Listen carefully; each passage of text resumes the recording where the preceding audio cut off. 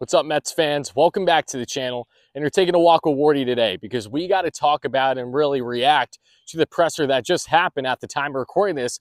That was Mets owner Steve Cohen speaking to the media today. The highly anticipated presser that we were all kind of expecting. You know, what was he going to say? Was it going to be this? Was it going to be that? Would there be any firings or anything like that? A lot of things that I assumed came to fruition from Cohen's comments today. But I really just wanted to break it down and analyze what exactly he said, what this means for the club going forward, and everything in between. So as many of you guys have just watched that presser, if you haven't already, I highly implore you to do so. But you have fans out here saying, no, you know, he doesn't care about the team. This is just all nonsense. This is just a bunch of words. There will be no action. Just tell me you're not paying attention. Tell me you're not paying attention. These are the same reactionary fans that decide to think that, oh, Steve Cohen just spent multiple billions of dollars on a club that he by all means did not need to do for the sake of just doing it and having no interest in bettering the club year by year. Like, Cohen, the first thing that he stated today, which I appreciate, I know many of you do too, is his frustration level. And he relates so much with the average fan because he himself is a fan. He wouldn't be the owner of the New York Metropolitans right now if he wasn't. So he made abundantly clear how frustrated he is. He said, you know, it doesn't matter if they're 16 and a half out. It doesn't matter if they're 18 and a half out. You know, it's terrible what's going on right now. This is not what he invested in, planned to invest in, rather. So the frustration level is certainly there. And one thing that I saw with Steve Cohen's body language, and I'm no expert when it comes to this, so by all means, you know, take it as you will, take it with a grain of salt. But Steve Cohen did not look like someone who was happy today speaking to the media. And as the presser went on and as he was really answering the same questions over and over again, you saw that frustration level starting to build, but he was able to still compose himself because, again, when you're worth around $17 billion or whatever it is, naturally you're able to handle certain situations that maybe have a level of uncomfortability to them. So we know the frustration level is certainly there with him. But what are some things that he highlighted and which many of us fans have had the questions of? The main one, is he going to fire Buck Showalter or Billy Epler this year? He said no, they will be with the Mets for the remainder of the season. However, a couple important things to note that I want to share on that front are the following. One, Cohen really highlighted that one of the main reasons why he does not want to be rash in a decision is mainly because of the fact that it will not be a good look for the Mets organization attractiveness-wise to make rash decisions after, say, hiring a guy for only a year or two, that being the case of Buck Showalter, that being the case of Billy Epler. And he firmly believes that by making these rash decisions, something that he doesn't do in his day-to-day job, you know, with .72 and everything involved with the market, that it's not going to be a good look for the organization and trying to bring in talent, whether it's on the coaching staff, whether it's on management, or whether it's other teams that we're going to be seeing in the near future as soon as this offseason. And one thing that also really stood out to me is that Billy Epler was very adamant, Steve Cohen rather, in making note that this is a Mets team that still needs a president of baseball operations.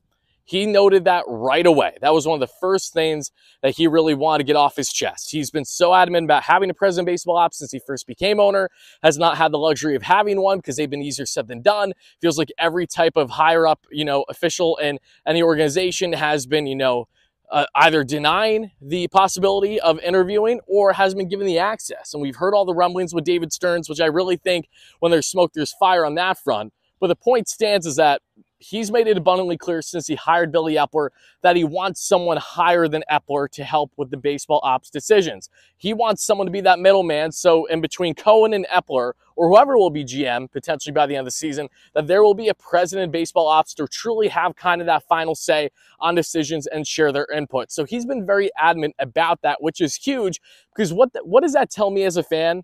From everything that Cohen was saying, from his viewpoint on Epler, I don't think he has a whole amount of trust in Epler.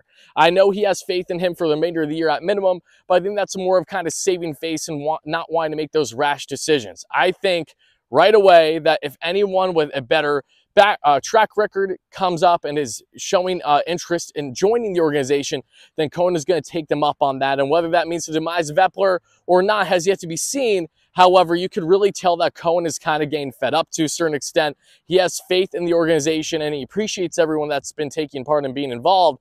But you could clearly tell that for him to be as adamant as he was about wanting someone that can basically be a higher up from Epler tells you that he wants more sophisticated voices in the organization and in the front office. So again, you know, it is what it is. You could say he shouldn't have hired Epler in the first place. Whatever your opinions are, it doesn't change the fact that Cohen wants more of this front office, and that's an important thing. And hopefully we see that as soon as this offseason.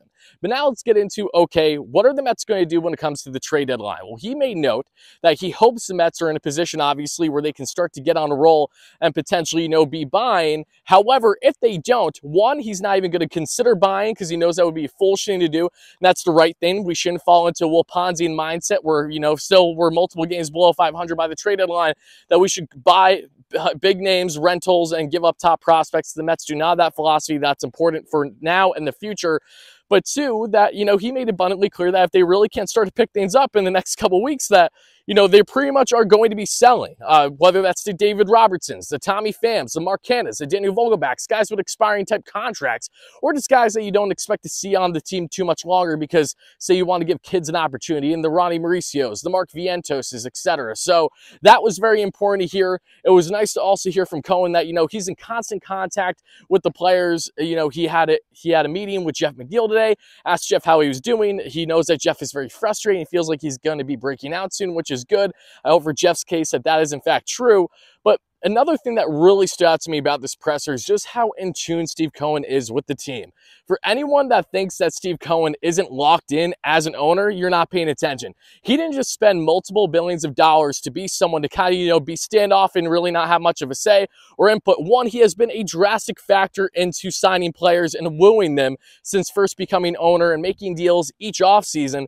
And two, he watches every single game. He's at a lot of the games as well. He sees the heartbreak in person. This is something that he's not in favor of whatsoever. He's frustrated, and I could tell. And, you know, as someone that knows that Steve Cohen, he hasn't made his billions in .72 without pretty much being, you know, what some may say a shark, or however you want to call it, you know, someone that certainly knows how to handle frustration and knows what it's like to be winning often. Like, he is a guy that certainly, like anyone else with his net worth, has an ego, right? And he's not happy to see what the Mets are doing right now. So I appreciate his patience on not wanting to do anything too rash, while a part of me feels like if they did, say, do a midseason changeup on the coaching staff, that may have a positive impact on the club. The fact of the matter is that whether we like it or not, Buck Showalter and Billy Epler will be here for at minimum the remainder of the season, but there's no guarantees that they will be here afterwards, especially should the Mets continue their downward spiral this season. And he said it would be wrong and foolish of him to not make any changes should the Mets, say, land in, say, hypothetically, 4th place and not make playoffs. Steve Cohen is not content. We've seen the crazy amount of signings and the ridiculous amount of moves and decisions he has made in such a short period of time as owner. And I think that's really important to highlight, that this is not going to be someone that's complacent, that's sitting back and is relaxed with the Mets being a bad team. It's certainly getting to him, and he wants to see changes in fast, or changes will happen in this organization one way or another. One more thing that he highlighted that was important is that, you know, again, you know how in tune he is. He was talking about Max Scherzer, how he's really starting to look sharper as of late. Was happy to see David Pearson have a solid start yesterday, even though that he knows that that's not someone the Mets can rely on. Knows that Jose Quintana will be coming back to this Mets team in this rotation in the next week or so, that they have some relievers and Steven Ridings and others that will be making their Mets debut at the MLB level this season coming back from injury. So you could really tell, again, he's in tune. He knows what's going on with the team on a day-to-day basis. You could talk to plenty of other teams out there in baseball when it comes to their ownership that are not nearly as locked in on the player personnel front, let alone even the coaching staff, the front office. So he has a true grasp of this organization. He wants to see change. He desperately wants to see it. He wants this frustration to end. And as a fan, that's all I want too. So whether you liked or disliked the answers I had today, Steve Cohen was in fact being genuine. The frustration is there, and hopefully this Mets team can somehow, someway turn things around. If not, he's not going to be the one to make rash decisions on overspending for players and trying to have a turnaround in which it's too little too late this year, and then giving up top prospects in doing so. There will not be a PCA-type prospect traded for a Javi Baez-esque